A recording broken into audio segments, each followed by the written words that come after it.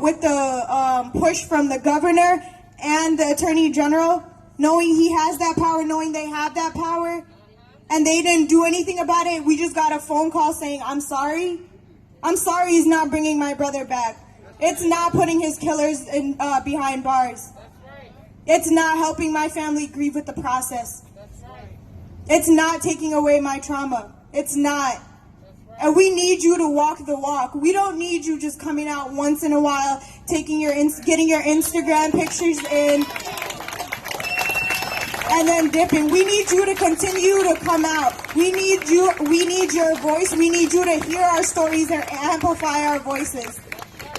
And if you can't come out, if you can't march, if you can't protest, there's other outlets. You can join the Racial Justice Network. You can join the Twin Cities Coalition for Justice for Jamar. You can support the Justice Squad. You can support families supporting families against police violence. There's all these organizations. Put your money where your mouth is.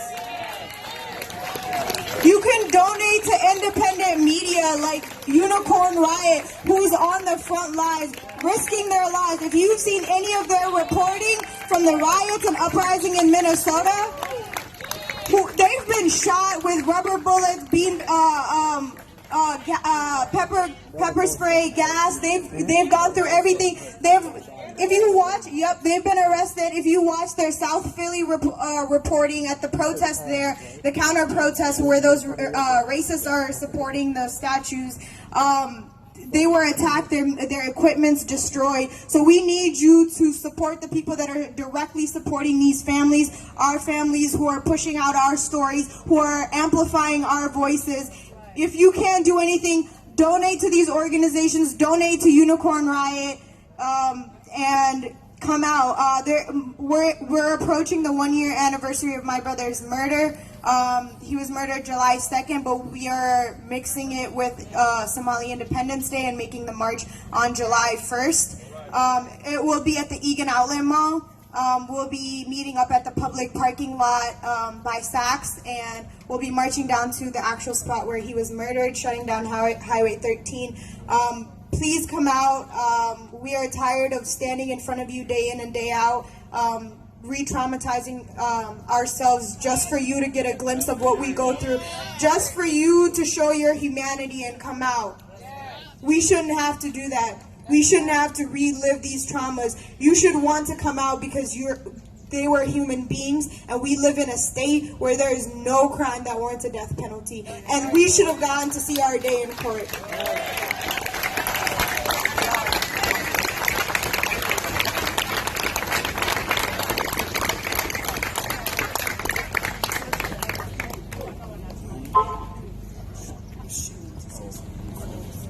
Sorry, I just thought of something else I wanted to say right quick. I heard a quote from over at George's Memorial, and it was from one of my black brothers, and he said that we were stolen from our land, and your land was stolen from you, and from that we will rise. And with that being said, I want to say I support all my people of color out here, because your struggle is my struggle is your struggle.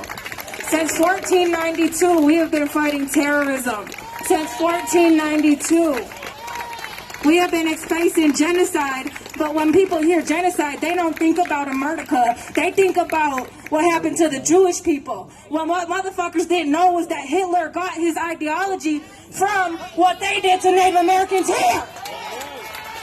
And for motherfuckers that don't know, this is stolen Dakota land. This shit wasn't paid for. This big, beautiful ass house is on stolen land. We're facing genocide. I want to talk about that again right quick. Our men are being killed every fucking day by the police. And the police ain't doing nothing. BCA, or the fucking Bureau of Indian Affairs Police, they were there, put on the reservations to protect us and whatever. They're the ones fucking killing our men and stealing and murdering our women. Native women go missing 10 times more than any other race. And when our men are being killed, that's one of the criteria of genocide, is prohibiting births within a nation. If you're killing our men and you're stealing our women, from there, where are we gonna go? We can't have our babies. And I just wanted to point that out. That's my baby!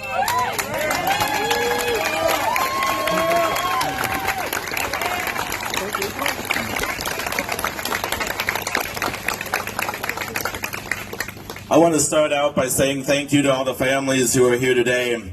I had the privilege of standing outside the Senate building with many of them several days ago as we got word that the Senate had decided to adjourn at 6 o'clock p.m. without doing a goddamn thing. And I got a phone call about it, and I thought about it for a minute, and I said, well, our families ain't going home. Our kids ain't going home. Hell are they going home?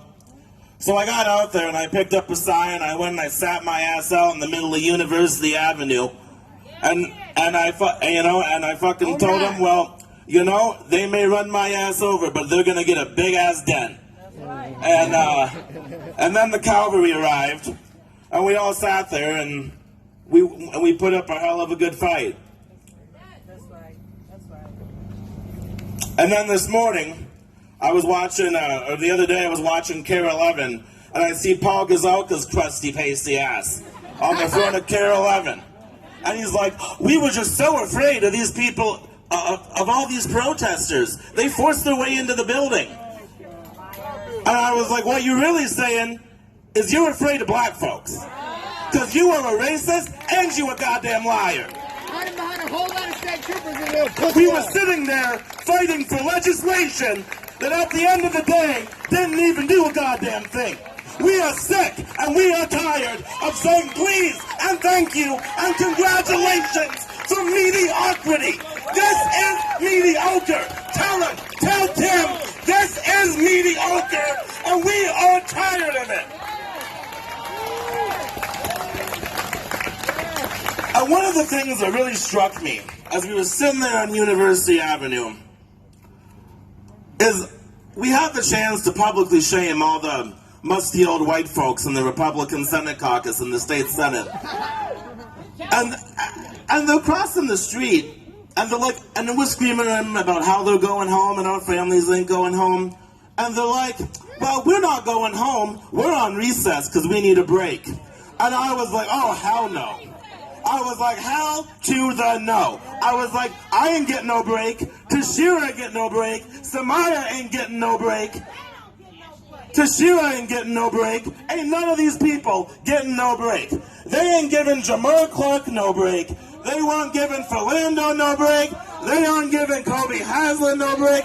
They better, and I told them, and we all told them, they need to turn their crusty white asses around and do their fucking jobs. And I appreciate the eloquence, and I appreciate the eloquence of my colleagues here today, but I do talk like that.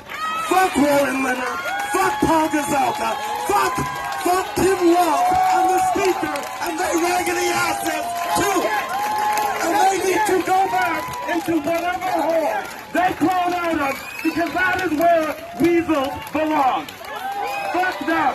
We deserve better. Minnesotans deserve better. Let's get this done.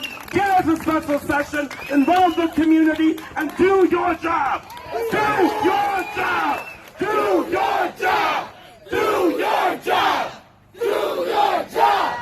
Do your job. Do your job. Do your job. I just want to thank everybody out here for coming out. You know, there's old people, there's young people. My problem is that there is not enough young people. I know how us young people work. We got a short-term memory for some reason, you know what I'm saying? We're going to get hyped for the moment and start to backpedal. There's not enough of us out here. This is our fight. This is our future. Simple as that. Simple as that. So if you got to tell somebody we're going to a party and then be like, oh, we finna stop at this protest real quick, you know what I'm saying? You got to do that. On some real shit, you got to do that. On some real shit, you got to do that. Because this is our fight, man. I'm tired of it. I'm tired of it, man. I don't see enough young people out here, and that's saddening to me. I thank y'all for being here right now and still fighting till this day, because we're not done. Because last time I checked, we ain't getting no justice yet. We ain't get what we wanted yet, and we're not stopping until we get that. So, hey, keep fighting. I love y'all. Keep staying strong.